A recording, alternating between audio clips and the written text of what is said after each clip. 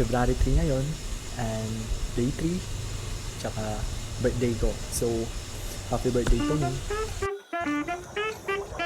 Ang dilig na part ko, no? Tunay. Laginaw. Okay, so nandito na naman tayo. This is the day 3 of trying to achieve sub 35 kilometers. Okay, so February 3 ngayon, and day 3, tsaka birthday ko. So, happy birthday to me. Thank you Lord kasi another year na naman nadagdag sa buhay ko. So, gagawin pa rin natin to para i-give yung sarili natin. Mag-interval running tayo. Interval running na naman this. So, para ma-achieve natin yung sub 30. And yeah, let's go. Okay, so yun ka, kasi yan sila dun. Pangalawang interval training na natin doon. Yung pinaka-first, na-upload din na sa ano natin. At ito yung pangalawa na. So, na-expect mas maganda yung performance natin. Pero di ko alam. Okay, so as usual, isang likot na naman. After nun, 10 minutes na jog. Tapos yun ang gagawin natin yung interval training. Okay, so let's go. So maging okay. So maging result mas mabilis sana from my previous interval training. So nakikot na tayo ng isa. And gagawin na natin yung 10 minutes na jogging. Easy jog para ma-warm up yung katawan natin. Tapos yun na, yung interval workout na. 400 meters ulit na sprint. Tapos rest. Tapos 6 times. Okay, let's go. Okay, so tapos na tayo ng 10 minutes na jog.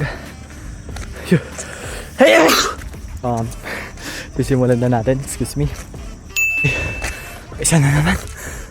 Okay. Ay, sumasakit na ng tagiliran ko, boys. Ay, baka dapat hindi ako uminom ng tubig. Panood ko na rin sa ano yun eh.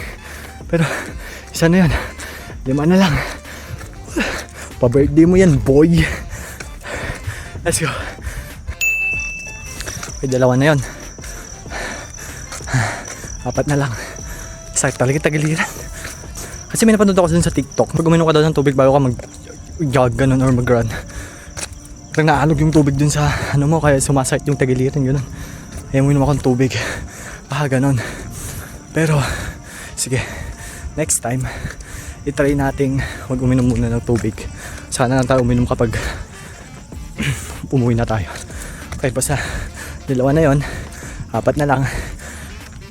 Let's go. Sa tayo tagiliran.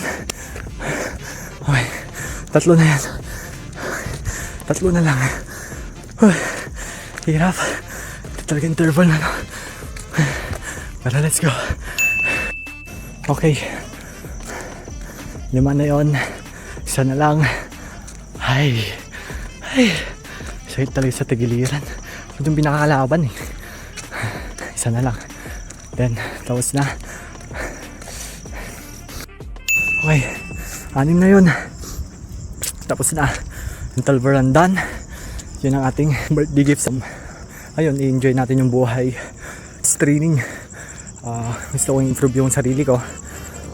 Papasalamat na rin sa Panginoon na, alam mo yun, +1 na naman. Although tumanda na naman tayo, continue pa rin. 23 years old na ako. How fast. Let's go. May nagkamali tayo. Kulang ng isa.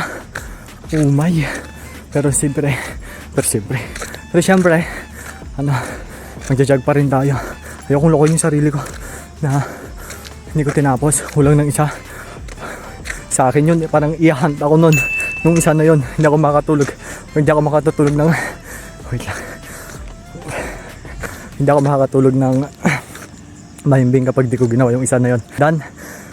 6 repetition, 400 na sprint, tapos 200 na cool down. So, ito na talaga, totoo na to. We are done. That is our birthday interval run. Let's go. Again, happy birthday to me. And let's self-improve.